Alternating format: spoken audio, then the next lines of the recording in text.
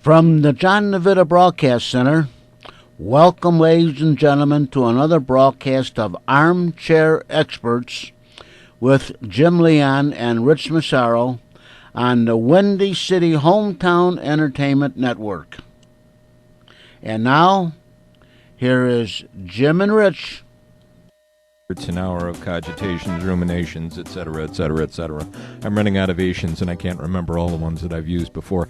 Rich, you know how cold it was today? It's a cold day. You know how cold it is? No, how cold is it? John DeVita put on 2 pairs of long johns to go out and get his newspaper this morning. Gee, many Christmas, Holy John. cow, that's Holy, cold. I was almost going to say holy whatever, but Yeah, I can't say that on the air. You can't say that because you'll get in trouble, and Kevin will grab his chest and fall over. You know, my good friend Clark Weber, when he used to come on the air, and on a day like this, he says, you know, ladies and gentlemen, it's colder than a mother-in-law's kiss out there today. There you go. There you go. You know, it's every 2 weeks I get the privilege of being with the Hall of Famer, John DeVita, and also the voice of the Ridgewood Rebels, Jim Leon. So this is always a treat for me. Gosh, you're making me feel humble. Humble, and I am humble. So what should we talk about here to kill the next? The clock isn't running, so I guess John will have to. Chad, we just threw in an extra minute there. We got an extra minute going baby. today. All right, Yeah. all right. Hey, so for the next 59 minutes, what should we talk about? You just before we went on the air, you just gave me Josh McCown's stats. Yeah. For last night's game. Impressive. You know what? I was thinking... 141.9 quarterback rating. Wow. I was leading up to the game. I'm thinking, well, you know what? The Bears may win the game, but I don't think there's going to be... it's going to be difficult to produce a lot of offense. And look at 45-28. We have, what is that, 73 total points? 45-28. The Bears had 490 yards of total offense, averaged 7.1 yards per play and 4.7 yards per rush. I'm impressed. I understand that Dallas is not a great defense, but I'm still impressed because the conditions are probably more conducive to playing a good defensive game than a good offensive game. Dallas's defense makes the Bears' defense look good. Yeah, well, I have to say the other thing that I mentioned to you, Jim, is I don't want to use the word quarterback controversy because if I was Mark Trustman, I wouldn't look at it like that. But I'm thinking to last year when Jim Harbaugh made the decision when Alex Smith came back from injury to go with Kaepernick. And my feeling is I don't know that McCown is the better quarterback than Cutler, in a fair contest.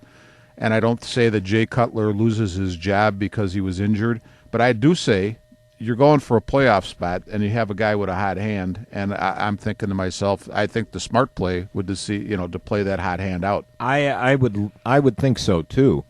The discussion has been on the radio. Certainly, there was a lot of it yesterday about new paper for Cutler, and also the possibility of. This really kind of came up over the weekend when that first announcement came out, or the first rumors, whoever sprung them, about Tennessee, the Titans being interested in Cutler if he becomes available. Mm-hmm. Now the thought, first of all, it was kind of a surprise. A lot of the wise voices on the radio were saying, well, it's just the first salvo in a contract negotiations. Cutler's going to be back. Don't worry about it. He'll be back one way or the other, whether he signs new paper or they franchise him. Now, if they franchise him, they have to pay him the average of the top 5 quarterbacks. Mm-hmm. And, they figured that could be about $13 million. But it's also interesting, and I didn't realize that, if you franchise a player and he does not sign, if you put the franchise tag on him, and he does not sign that contract but elects to go to another team, the team that signs him gives up their first-round draft pick to you. Oh, okay. So, if Cutler decides to go off to Tennessee... And Tennessee is what, about they're around 4-9, I think, something was their record, something like after that. Sunday. This could be kind of, okay, goodbye. Yeah, I mean, it does present some interesting possibilities. Yeah, and... you know what? I mean, last night, offense looked good. Defense left something to be desired. Giving up I think 200 yards on the ground. No, 198 I think it was. Mm-hmm. I'm just trying to find what Tennessee's record is. I can't find it quickly in here. It's tough sometimes to find it there in the paper. Yeah, So yeah. I'm pretty sure though, after reading yesterday's paper, I think it's 4-9. No, they're 5-8. 5-8. Okay. 5-8. They're actually second in the South. Okay. This is just a weird year when you look at this. You've got in the North. You've got the Detroit, the Bears, and Green Bay all in it for the division. You're not going to get a wild card team certainly out of the North this year. New Orleans is pretty much New Orleans and Carolina. Good for Ron Rivera at Carolina, having a successful season. And Philadelphia, Dallas. And Philadelphia and Dallas are fighting it out. The Giants are finally out of it. In the West, Seattle and San Francisco. Right. And really, Arizona's 8-5. Who knows? There could be a wild card team there. Yeah, definitely. In the American Conference in the North, Cincinnati's 9-4, Baltimore's 7-6. In the South, Indianapolis has clinched a playoff spot. Actually, won their division. They're 8-5, and Tennessee's 5-8. In the East, New England's 10-3 now without Rob Gronkowski for this year and probably a good part of next year. Mm-hmm. He blew about everything out in his knee. Mm-hmm. Miami's 7-6, so you're not going to get anything there. And in the West, you've got Denver at 11-2 and Kansas City at 10-3. Yeah, just an interesting year. Just an interesting year. I mentioned to you before we got on here last night. If anybody, you didn't see the game? no, I didn't see. I was at a meeting, so. Oh, missed okay, it. okay. The catch that Alshon Jeffrey made in the first half was one of the best things I've ever seen. He took a pass from McCown, 25 yards, caught it in the corner of the end zone, in the back corner of the end zone, and it was one of those, well, we'll throw it up there, see what happens, Yeah. type of thing. He reached up, brought it down, he kept it, the presence that he had, to look and come down in the corner, had that ball in his hands, came down, both feet came down in the corner, and he fell down. That was good. Yeah. Let me ask you this: you think McCown is he better than Kent Nix? Well, he's certainly better than Larry Rakestraw. Oh, geez. Okay. There you go. Kent Nix. Oh my goodness. The other day they had one of the articles in the paper was talking about whether McCown was going to stay or both Cutler and McCown. Whichever way it shakes out, I think McCown definitely should stay. It sounds to me like Cutler is more iffy, but if he stays, that's fine too. I think the offense is on the upswing. Obviously, the defense needs to be shored up. We've said that before, but I was really happy to see the Bears able to come up with a good effort and be able to win last night's game and pretty much stay in the division race. So Yeah. I was happy with that. Yeah, because you have the Lions that seem to be bound and determined to hand this to either the Packers or the Bears. Yeah, I mean, they ran into now, is it right that all of the points that were scored in the Detroit-Philly game on Sunday came in the fourth quarter? No. Or no? No. I thought No. somebody had said that. No. In fact, at one point, I remember when I checked my phone during the basketball game at Ridgewood on Sunday. At one point, Detroit led 8-0. Okay. And that was Because nobody was kicking, right? right, and that was in the first half. Okay. How much snow did they get over there? Quite a bit. I don't know, but it was. I looked at this, and obviously, everybody seemed to be having snow days out east. Yeah. I looked at this and I thought, gee, wouldn't this be fun on Super Bowl Sunday? Yeah. Where are they playing the game this year? New York. In New York. Okay. That'd be really cool. To me, Jim, this is a topic that when we discussed this on, what night was it? Sunday, we talked about the show a little bit, and this obviously wasn't one of the topics, but I thought one of the great things about the NFL championship game prior to the game becoming the Super Bowl. And yes, I'm old enough to remember the NFL championship games. Yes, but you know, as am I. The Ice Bowl, which was not that would have been the actually. That It was a Super Bowl year, It but was it was the the NF NFL championship. The Packers and the Cowboys. With those horrible conditions, it was a classic game. Even the one of the most famous games of all time, the first overtime championship game between the Colts and the Giants, played in New York, I believe.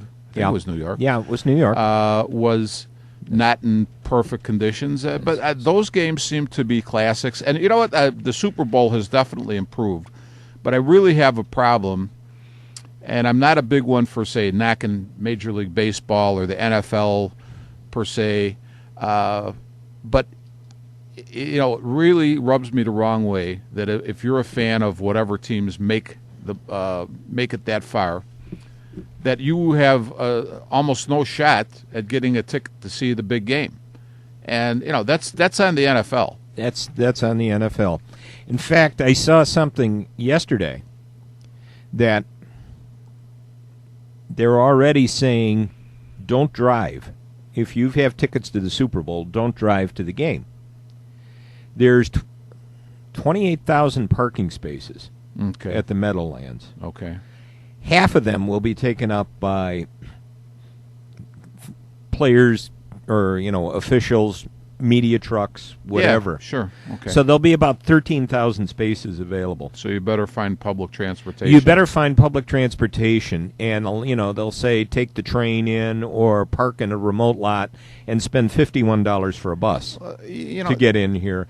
And don't think about walking into the game. Don't think about dropping having somebody drop you off at the outside gate and walking in because you won't be admitted. See, the thing that I think that these leagues lose sight of is that, yes, the big money comes in from your TV contracts, so that puts the league over the hump before they ever play a game. But put it this way, if you have that television audience sitting there on Sunday or Monday or whatever day it is, and there is nobody in the stadium, because you've driven the fans away, and there's no excitement from the crowd, you don't have anything. You have a TV studio type of a situation, and you know what? You lose the game. The fans, I guess my point is, the fans at some point are sort of taken for granted or shunted aside in the case of the Super Bowl, and without the fans, you have no game. I understand that what the fans pay for season tickets or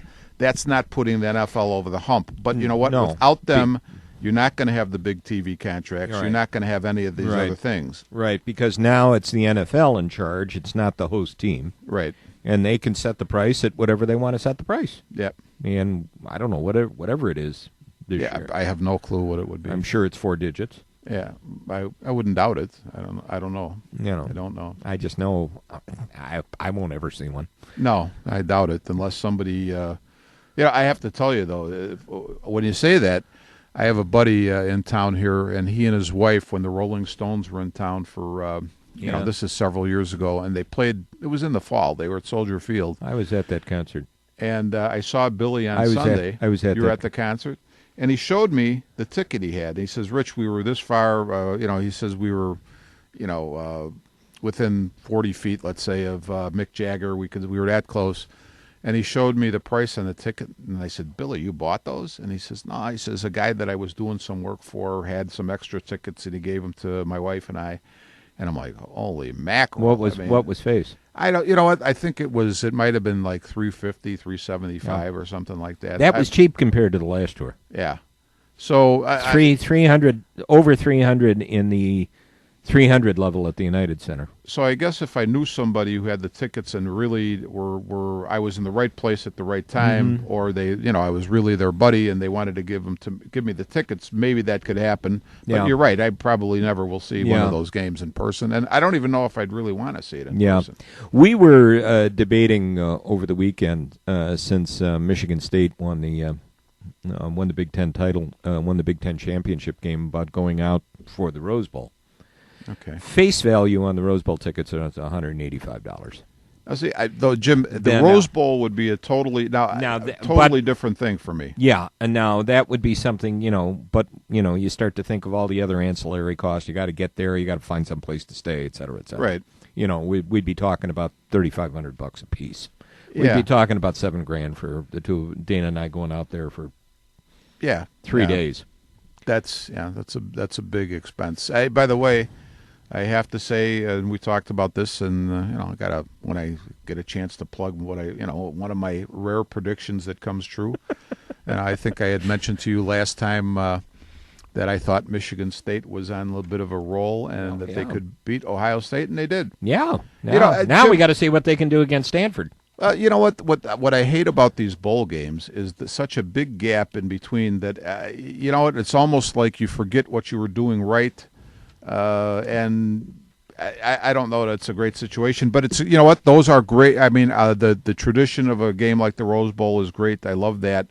I just don't know that for the football teams that it's the most ideal thing, especially when Stanford. I think any West Coast team, California team, let's just say, has a bit of a leg up because their routine stays their routine, so it's normal for them. Right. Where Michigan State or whatever other team comes out to play in the Rose Bowl, I don't know that they can maintain what they were doing for the whole year necessarily. I'm not to say they couldn't have a good effort. I'm sure they will, but it just changes things too much, I think. Right now, just glancing at the paper, Stanford is a 3-point favorite. Okay, well, you know what's going to be interesting? That should be a good old-fashioned football game because both of those teams are sort of, what was the old term, rock-ribbed competitors. And I was really glad, though, to see. Now, I think it was Arizona State's coach that made the wise butt comment earlier in the season about Wisconsin. I like that wise butt comment. Even though Wisconsin beat them, he still had a remark about they were not playing modern football or something. Even though he got beat. Yeah. And now Stanford, who plays the same type of game, has Yeah. beaten them twice. So whose brand of football is it? Whose brand of football is better? Whose brand of football is better? Yeah. So Jim. What else are we going to talk about here? I'm done with football. No, we still have some football things to What do you talk got- what do you about. gotta- Well, I think we what do should you got? talk. I think we should talk about the fact that it's really nice to see that Jordan Lynch has been invited to New York as one of the Heisman finalists. That's one right. of the We were six. going to. That's right. Actually Jordan Lynch. I don't know who are the six, Jim. Auburn running back Trey Mason, Alabama quarterback A.J. McCarron, Florida State quarterback Jameis Winston, Texas A&M quarterback Johnny Manziel, and Boston College running back Andre Williams. Now, it'll be interesting to see even though Winston's legal issues have been put aside, if that's still going to affect the voters. Voting had to be in by yesterday. Okay. So I didn't vote. I didn't do my constitutional duty. No, my ballot must have got lost in the mail. I wasn't invited again. If I was voting, I'd be honest with you. I really like Jordan Lynch, but I think if I was voting, I'd vote for A.J. McCarron with Jordan Lynch a close second. I would throw Jameis Winston totally out of the picture. I'm not saying, I know he's exonerated, and that's probably right because I don't think he actually did anything wrong. But when you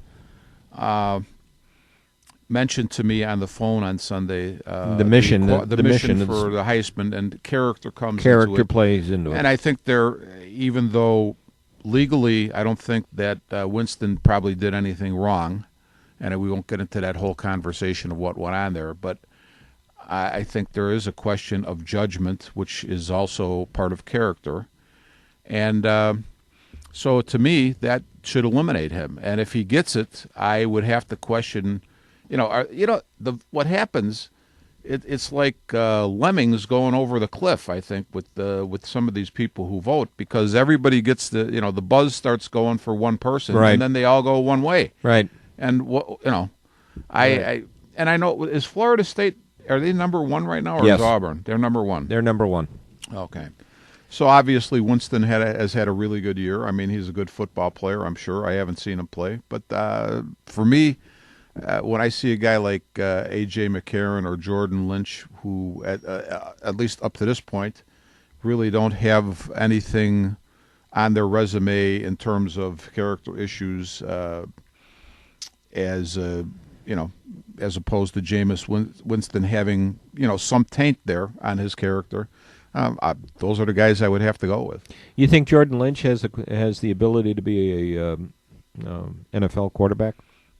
I know it. I have no clue. All I could say, I'll put it to you this way though: when he came out of Mount Carmel, and he backed up, I can't remember who he backed up. Another successful NIU quarterback. Chandler Harnish.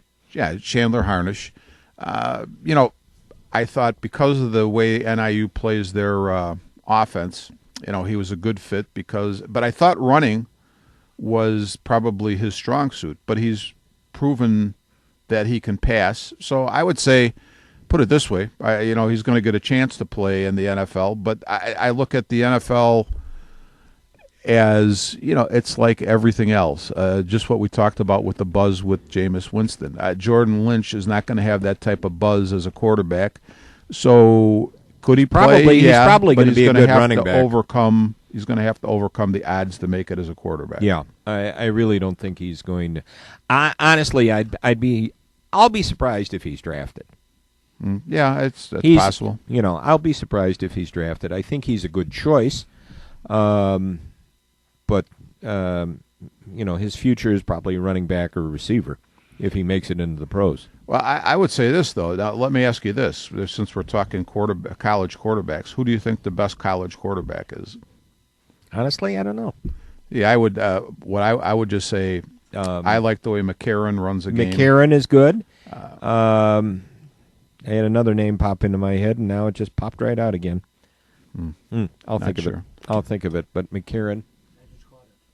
Oh, thank you, John. John just caught the name that popped out. There we go. There we go. Thanks, John. John's always there. We think he's over there doodling on his pad over there, and he's really listening. I can't believe it. Somebody actually listens to us. My God, John, our one listener is. Thank you for listening, John.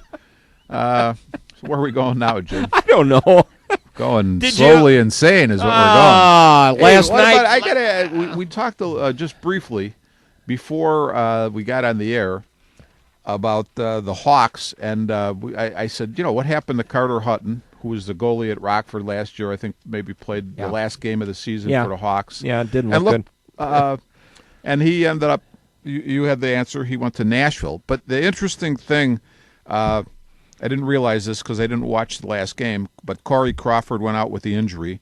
And then I guess it was Jimmy Hayes ran over Antti Ranta, and there was some question whether, I don't know if there was a question, but everybody held their breath.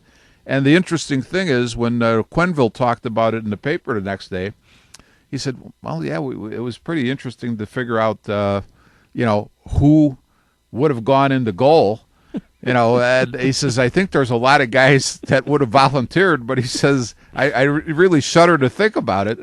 And he says, of course, we couldn't have called Rockford because Simpson couldn't have made it down I-90 that quick to get to the game. So, and I'm thinking, what would have happened? That would have been interesting. Yeah. Do you remember, Jim, back when we were kids, and there were 6 teams back when Lincoln was president. One goalie. And I remember reading the Jack Plant biography, and Jack Plant always was trying to get the Canadians to let him wear the mask. And I think sometimes he wore it in practice, but they wouldn't let him wear it in the game. And they're playing the Rangers in New York, and the home team had to supply the backup goaltenders. So, in other words, if the goaltender got hurt on either side, there was somebody in the stands who would suit up and play. There was the press box goaltender. Yeah. And that one guy, actually, one of the backups in that game, I don't think I'm wrong on this, was selling concessions. And the other was a goalie at some small college in the East.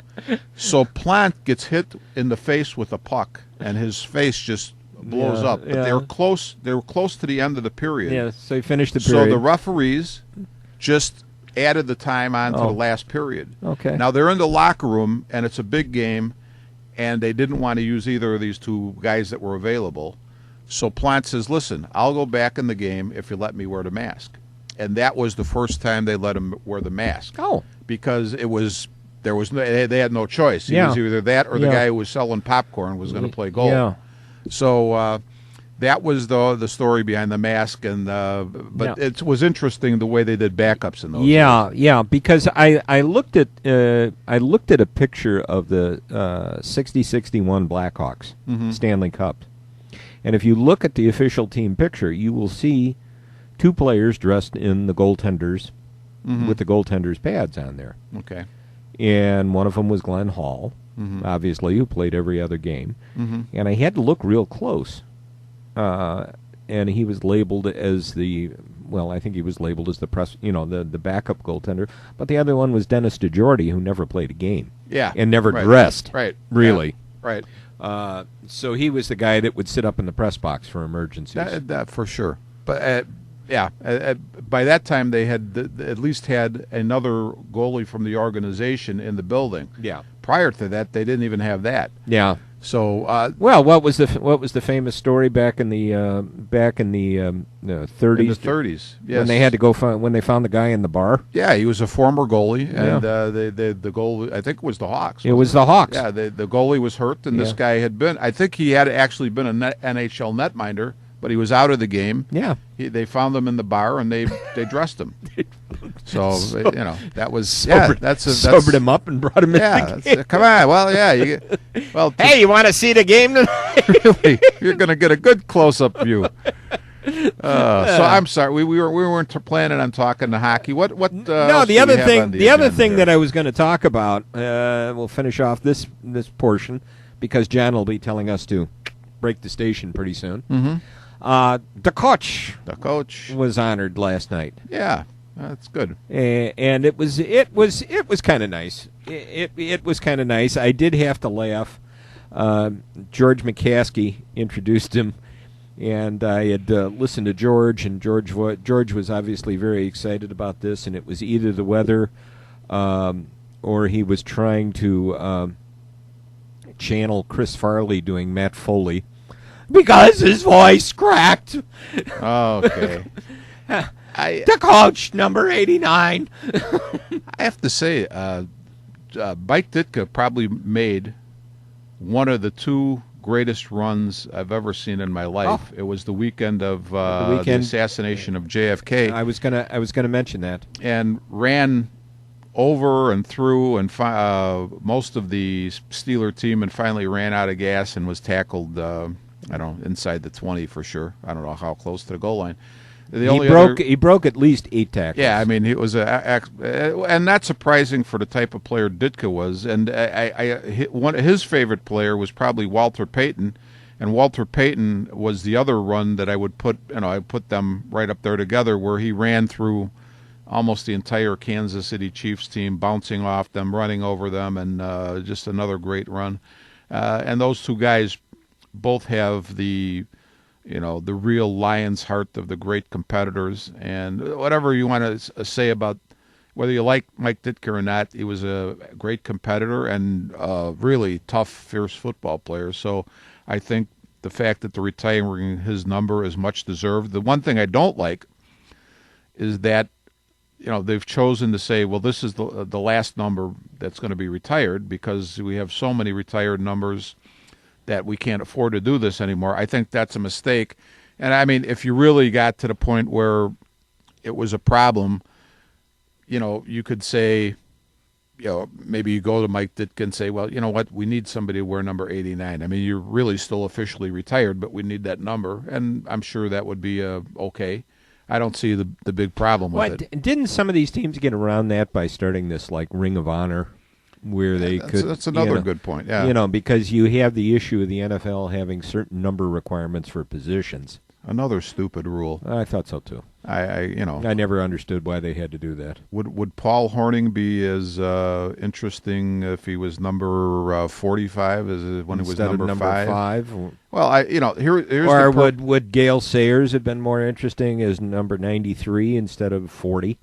Yeah, I mean there was a perfect example of when Reggie Bush came into the league. I think he wore an odd number for a I don't know what you would consider him.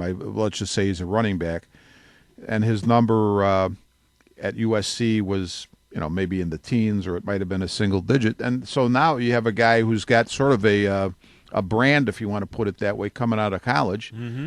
And because of the NFL's rules about numbers, he has to change his number. He has to change his number. Now, Tom Harmon was 99. Red Grange 98. was 70 or 88. I'm 98. sorry, 98.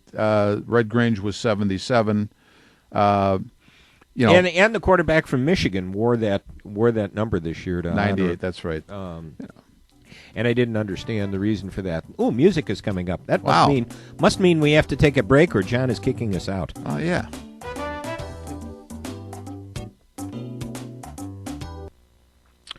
You are listening to Armchair Experts on the Windy City Hometown Entertainment Network from the John Navita Broadcast Center. And now, back to Jim and Rich. Nope, he didn't kick us out. We're Yeah, still we're here. still here. We're still here. But what's happening? With Yeah. Oh, the other thing that I wanted to say about Ditka which was kind of funny, during the course of his speech last night, and he shouted at the end, "Go Bears," and his voice cracked too. Mm-hmm. He said that he talked about George Halas and the fact that he brought him here twice in 1961 and in 1985.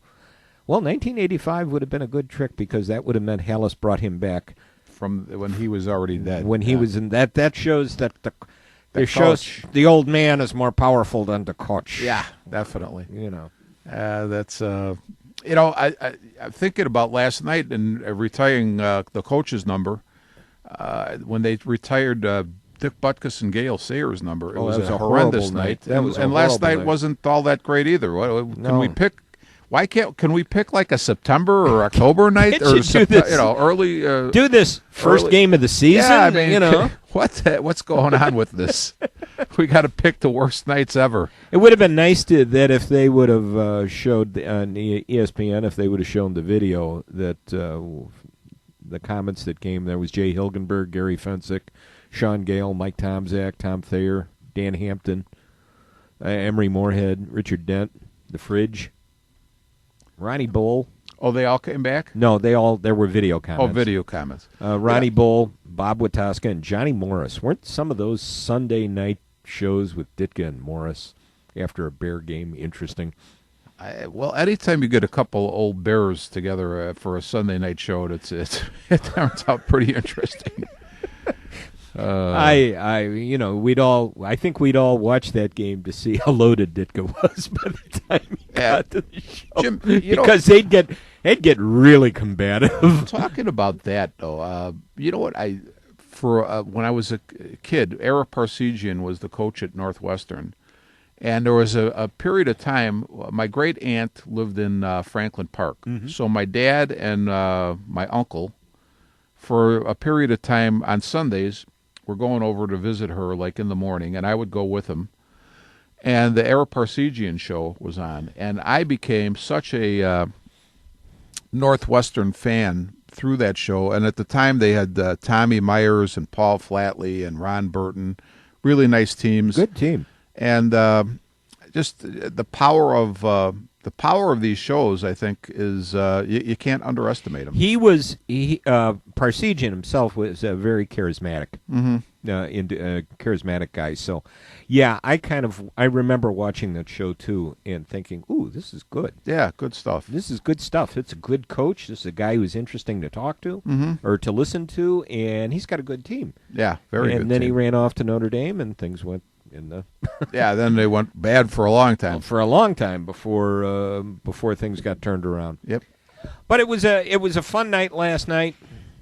What else should we talk about? What should we get into the next thing? We were talking a little bit about this. The rumor? The rumor about the Sox the rumor about the Sox possibly trading Chris Sale, and in my mind, it's what's the old saying?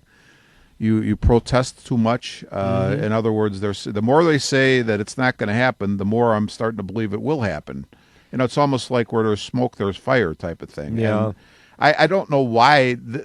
I don't know. Have you listened? Have you had your ear to the ground? What would be the explanation for them taking a guy who's, what is he going to be in his fourth year or his third year as a starter? Yeah, he's 24. Why would they even consider this? Is there a reason behind this? His contract, which could pay him up to $60 million through 2019, with option years for the Sox on the last 2 years, is really a good contract in this day and age. Okay. And really, there's a comment in here from Jerry Reinsdorf that he made to the reporters on the first day of the winter meetings. I know if we don't give you guys news, you have to make it up. Yeah. Well, and I can't see any logic, really, on it. I mean, well, are they talking teams, Jim, or names? No, they're or not anything? talking to anybody. Okay. They're not talking to anybody. The only move the Sox made was Felipe Polino, who didn't even pitch last year. Oh, okay. He didn't pitch. Let's see. While rehabbing after surgery on his ulnar collateral ligament, he had a cyst removed from the back of his right shoulder, so he didn't pitch at all last year. But you know what? It's worth a flyer for a $1.5 million deal with a $4 million option for the following year. That's one of those. That's one of those. Take a shot and see what happens. Sounds very Cub-like. Yeah, that is Cub-like, actually. Yeah, it's thinking about baseball, Jim, I can see now, looking at what the Yankees have started to do in the offseason, I can see why Joe Girardi opted to stay, because I think it was you and I that were talking, or it might have been another conversation I was in where, the sort of the idea was with George Steinbrenner out of the picture and his sons taking over, that the Yankees weren't as likely to be as aggressive, if you want to put it that way, as they have been. They but thought, guess what? They're being just as aggressive. Yeah, the thought was that Hank wasn't going to spend like his father did, and that was why some of the things. Maybe it's the issue. They're still hoping that A-Rod will go away, that he'll take his season-long suspension or his 211 games, and they won't have to worry about him. Well, why, Jim, would you, because he would forfeit his salary then? Yeah. The thing about it is, though, even if A-Rod didn't have these problems, the way I look at it is, with the age of both Alex Rodriguez and Derek Jeter, you're going to start to have to retool this team. You're going to have to retool. Jeter's probably last year. Yeah, I mean, I don't think he's going to go much beyond this, and if A-Rod's got to sit out the whole year, then you lose him. I'm not sure how effective either of those guys is going to be anymore for you anyway, so you got to start looking at doing what they're doing, and they bring in Brian McCann, who, for my money, might be the best offensive catcher in the game. Yeah. And Carlos Beltran, who's certainly, I think I've said this on this show before, turned my thinking about him totally around. I think he became a winning ball player in St. Louis, and I think that's a good move, bringing Carlos Beltran on. Yeah. So, the Yankees are, you could see, why would Joe Girardi leave a situation like that to come to the mess that we have here? Yeah, it's true. That's true. As far as the Sox, there is no mention of anything with Sale. No rumors or anything. Of course, that could be the one that suddenly pops out of nowhere. Really, the Sox are looking for upgrades at catcher because their catching was horrible last year. Third base, interesting that Juan Uribe is an interesting rumor being mentioned. Okay. Some help in the outfield. Brett Gardner for the Yankees is being mentioned, but he's a free agent after 2014. Okay. That's really what they're looking at. They really probably need some more help in the bullpen, too, maybe a lefty out of the bullpen. Okay. On the north side, well, there's no rumors yet, although the Cubs are getting calls on. I'm suddenly not hearing myself here. Am I still working? I can hear you. I can hear you, Jim. Never mind. I think I just turned this down a little bit. I turned my headset off. Quit playing with the equipment, will you? I know that's. We can never get this guy to behave. I know, John. In the whole time I've ever known him, I have to touch the dials and punch the buttons and all that. It's just I don't know. The little kid in me comes out. We got George Kataris, or what? George Kataris. George Kataris. I think that's how it was. I thought he used to be on Route 66. I thought he was. I thought he was in the cast of Seinfeld, wasn't that one? No, that was George Costanza. George Costanza. Yeah. Okay. Somebody, a friend of mine, said Kataris translates to cursed one. Oh, good. And Glad we got. In Greek, it translates to cursed one, and I said no. It's Greek for we're going to suck for at least 2 more years. I think it was interesting. I might not have this exactly right, but I think he went from the Brewers. I think the Brewers, at the end of the season, they didn't re-sign him. I thought he had gone to Seattle, and before he even played, this is all within the fall and early winter part of this year. They let him go, and of course the Cubs picked him up. So if Seattle, I thought he came. I thought he had signed with Seattle briefly. I just saw something that he had played for Kansas City. Or maybe Kansas City was where he was last year. But I think he moved on and hit $198. Well, the Cubs, we want to spend those dollars wisely. We want to slot these guys in here in just the right way. So do you think they're going to move Samardzija? Yeah, I'm afraid they are.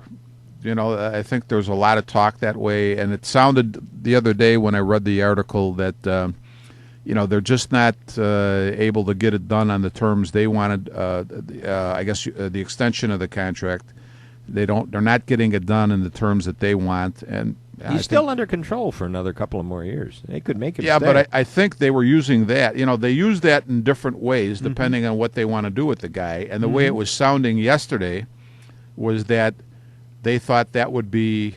It sounded like a strong indication that they would trade him because the team that they would trade him to would have that. That luxury or however that you luxury want to put it. for whatever it is. Yeah. Diamondbacks are apparently interested in him. A lot of people are saying if they don't move him over here over the off season, he'll certainly open up the season as on the opening day roster. But certainly then when the July fire sale comes, he'll be gone for more prospects that we won't hear from for 5 years. I love the way the media frames these things, too, because I understand that they're all professionals and they all understand that they can be moved at any time. So they all live with that. There's no question.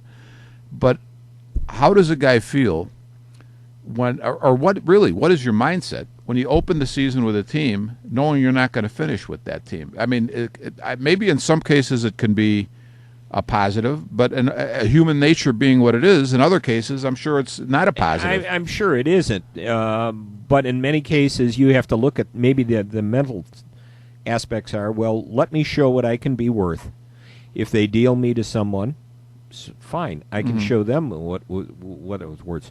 Case in point. Scott Feldman got a really nice contract. At Houston. At Houston. But let me ask you this, Jim. Would you rather, now I understand it's a good contract, but here's the other thing that really sort of irks me about, again, the way the whole thing is framed. Now, if I'm Scott Feldman, I don't know where Scott Feldman is from. I don't know if he's Midwest or East or wherever.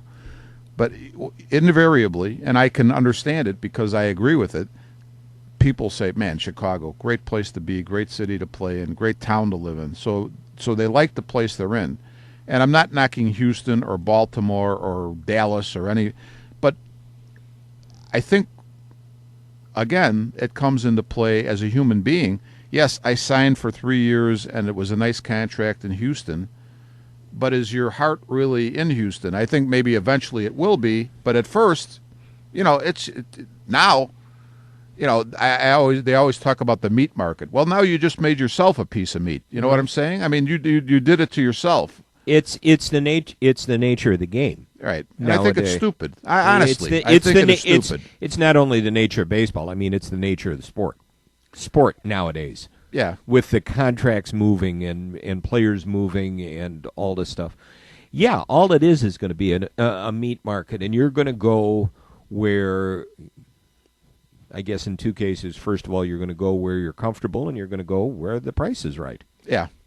And you know what? I'm sure Scott Feldman probably looks at his time in Chicago and says, thank you for giving me the opportunity to prove myself again. that I'm actually worth something. Well, see, that's a good positive way to look at it. I like that. But because he wouldn't have gotten an opportunity to start in Texas, where he was. Right.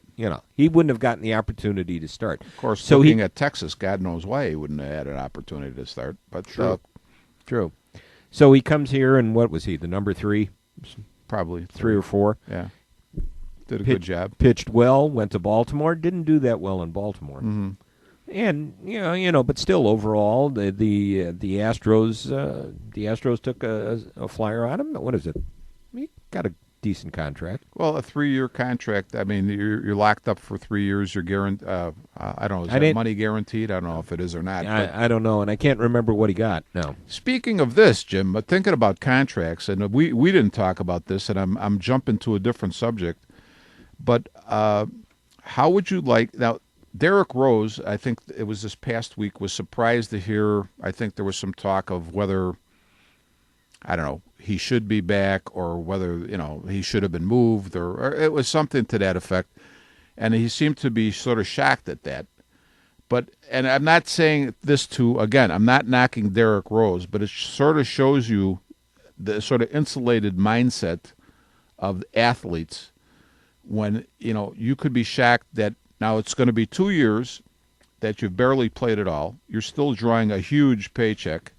And now you're going to be shocked by the fact that, okay, you've been getting that paycheck every, whatever it is, 2 weeks, 1 month, whatever, however often they pay. And, you haven't been doing anything on the court, basically. And you're shocked that would even become a thought in anybody's thought process. To me, you're divorced from reality. I mean, you're making big bucks. And you haven't been on the court. Making $16 million a year. Yeah. You got a salary that's guaranteed. Well, during the injury time, I think there is a certain deductible that the team has to pay towards him, but then the insurance picks it up. Right. So he's covered. He's fine. Yeah. Well, and from the team's point of view, I don't care if you love Derek Rose. You still have to say, well, wait a minute. We're cutting this big check every couple weeks. And this guy hasn't been on the court. So even, just from a business standpoint, you have to be thinking, well, you know what? This can't really continue. I mean, Derek Rose may be a great guy. And I always love when, he could do community relations while he's rehabbing. Well, how many sixth graders can you talk to, and it's going to be worth $16 million? That sounds like a very meatball fan type comment. Yeah, you can go out there and meet with he can be a role model for the kids. That's right. For $16 million, I'll be the best role model you ever saw. That's right. He can tell them how to make $16 million a year and not do anything for it. A couple other things, Cub-wise. Cubs have expressed interest in looking in the bullpen. The Cubs have expressed some interest in the Washington Nationals' Drew Storen. Another option, Tyler Clippard, also mentioned. The Nats are looking at James Russell of the Cubs, and Nate Scherholtz is drawing some interest. So, in other words, you're telling me we're gonna get rid of more guys who are actually have shown that they could play at the major league level and get what? I hope we get something. If I hear prospects, well, I'm just looking. If I hear prospects, looking forward to opening day when Mike Alt starts at third base for us. Mike Alt in the 127 batting average that he pulled this year. Bring back Gary Scott. Yeah, let's bring back Gary Scott. Let's Carlos Marmol may be back in the National League Central. The Brewers are looking at him, and the Red Sox are also looking at him. So isn't it interesting though, Jim, that he had problems with his control and his pitching with the Cubs, yet he went to the Dodgers, I would say probably maybe just shy of a month. I think he spent some time in the minors initially when he got to into the L.A. system. But when he came back up, he seemed to pitch pretty effectively. So does that tell you something about maybe the teaching methods of the two organizations? Yeah. So, but hey, the Cubs way. The Cubs way is going to be the way. That's right. That's going to be the way right out of the majors. Yeah, yeah, for sure. What else should we talk about? There was a Hall of Fame election. Hey, Tony La Russa made it. The great Tony La Russa, all one word. well deserved. I think I could. I'm not a Tony La Russa I know, fan, but it's you, still you deserved. can't you can't argue about the fact that the record the man has. 3 World Series championships and 3rd most wins in Major League history. Yeah, I mean, a great managing career, and it just shows you what Tony La Russa, I bet you, didn't even play in 100 Major League games in his career. I remember his last appearance. Were you there? No, I watched it on TV. He was a Cub. I remember I was at opening day when he was a Cub. Okay, that might have been the game. I think he pinch ran. He pinch ran, scored the winning run. Yeah, so... And that was, and that I think was that it. was his final appearance in the major leagues. Probably was. Now, who was he originally signed by the A's? I think he might have been. I think an A. he was. I think he was. The other 2 selected were Joe Torre and Bobby Cox. Interesting. Both of these guys, in their first managerial opportunities, flopped.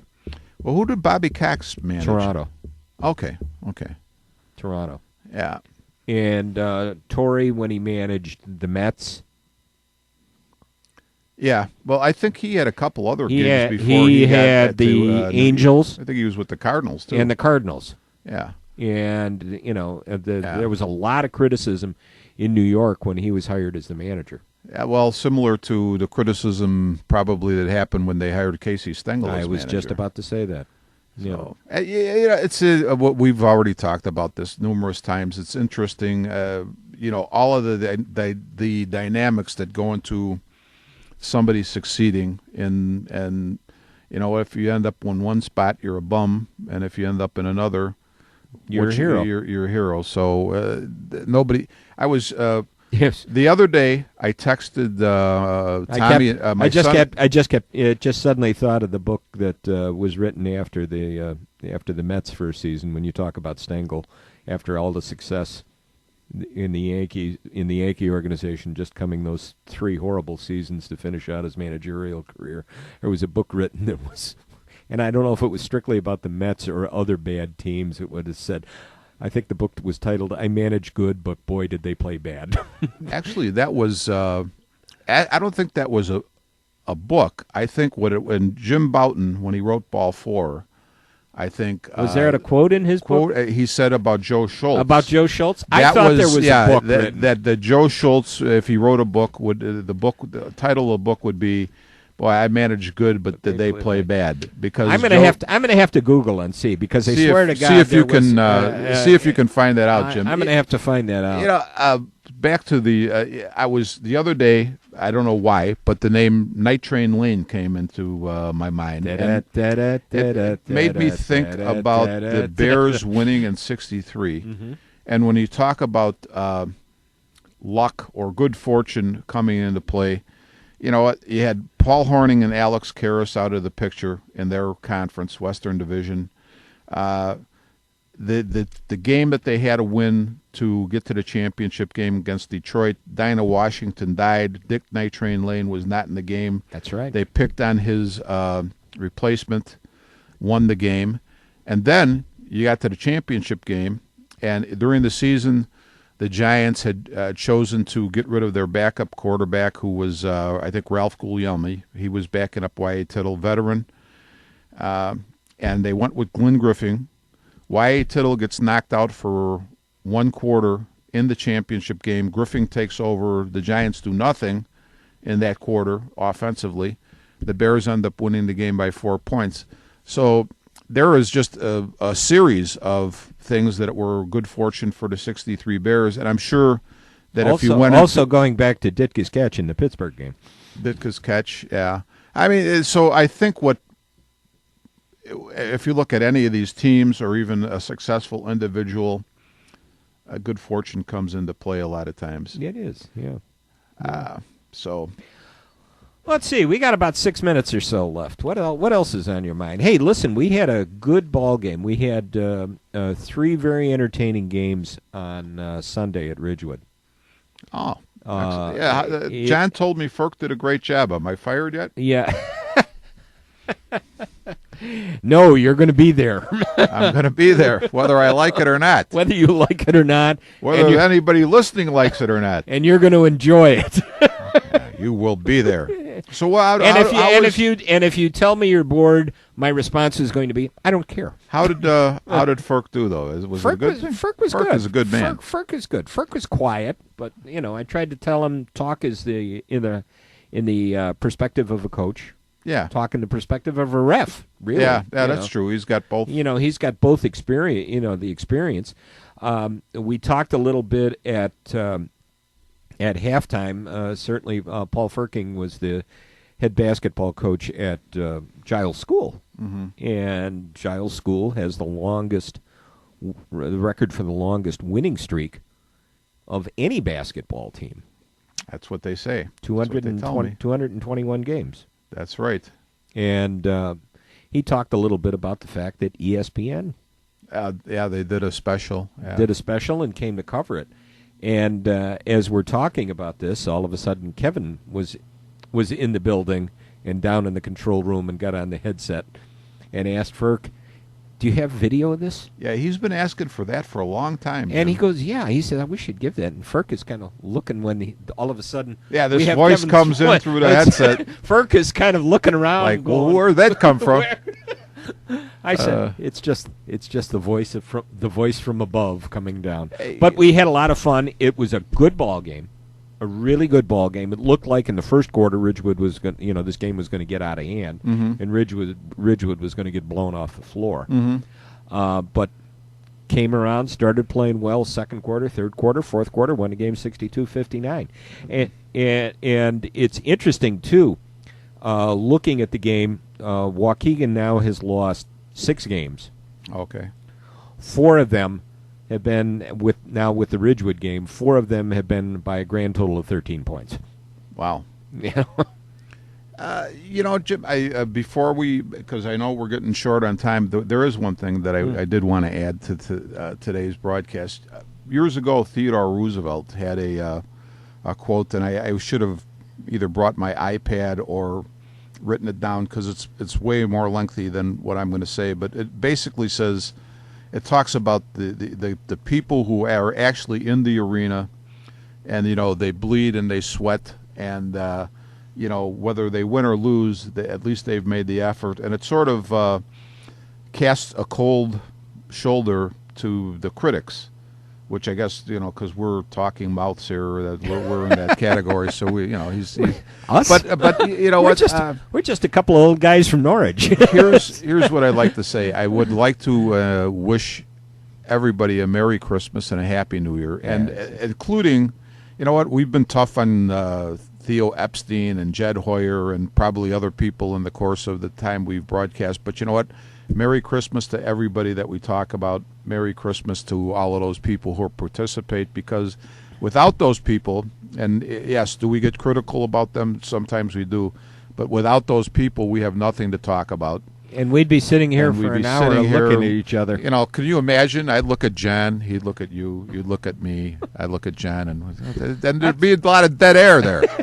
We'd have to go get some of John's old records and play them. That would be bad. We'd be starting to talk music and some other stuff. And by the way, it's just a brief talk about music. Went to see Elton John for the first time. Oh, that's a good show. That was a great That's show. a good show. First time I've ever seen him. Wonderful show. A great night. That was for Dana's birthday. So very good. So we had a lot of fun with that. But I'd like to wish you guys a Merry Christmas and a Happy New Year, and again, all of those people that really make it interesting for us to talk, including the ones that we've been critical of. God bless you, and they always have give us a great Christmas season and New Year. Yes, absolutely. Everybody have a wonderful season. We still got how much time we got, John? 2 minutes. 2 minutes. 2 minutes. We got the 2-minute warning. We got here. the 2-minute warning. Yeah. So what's your predictions for the new year? Give me a prediction for the new year that you'd like to see come true. 2014. A prediction for the new year. Something. Let's say your wish list. What would you like to see happen in 2014? Sports-wise, anywhere. Let's do sports-wise. Okay. I'd like to see the Ricketts sell the Cubs. That's number one. And I would really like to see the Bears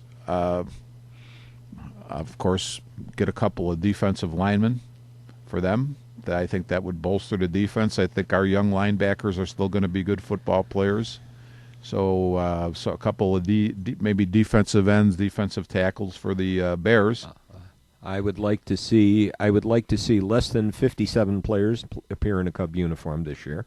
That would be great. Yeah, and maybe something resembling a 500 ball club. As we get into the end of 2013, I'd love to see the Bears make the playoffs, but I'd love to see the continued growth and improvement of this team in 2014 and be a really, really solid team, because the offensive mind of Mark Trestman is going to take this team a long way. Now all we got to do is fix the defense, which everybody thought we needed to do anyhow. You know what? Here's another thing, and we don't talk all that much about the Bulls, but I really think the Bulls need to get a pure shooter. Yeah, absolutely. That's one thing. How about the Hawks? Do they have anything that needs to be addressed? Backup goaltender. A backup goaltender. Backup goaltender. That's what I think they need to be addressing. Okay. All right. John, are we ready? You going to play the music? Did I get a text here while we're? No, that was my phone. That was my phone that beeped there. All right, that's going to wrap it up for this edition of the Armchair Experts. I got 3 new voicemails. We want to wish you a very Merry Christmas, a Happy New Year. Wasn't me. I don't know who it was. Jim, maybe maybe somebody pocket dialed you. Okay. All right, thanks for listening, and we will catch you in the new year. Thanks, John, Jim, everybody listening. Happy New Year. Merry Christmas. And on behalf of the staff and management of the John DeVita Broadcast Center and the Windy City Hometown Entertainment Network, and of course the great people over at the Ridgewood High School, Kevin and everybody, we want to wish everybody a very happy, blessed, and healthy New Year. Thank you. All right. All right. Let's see what I got going.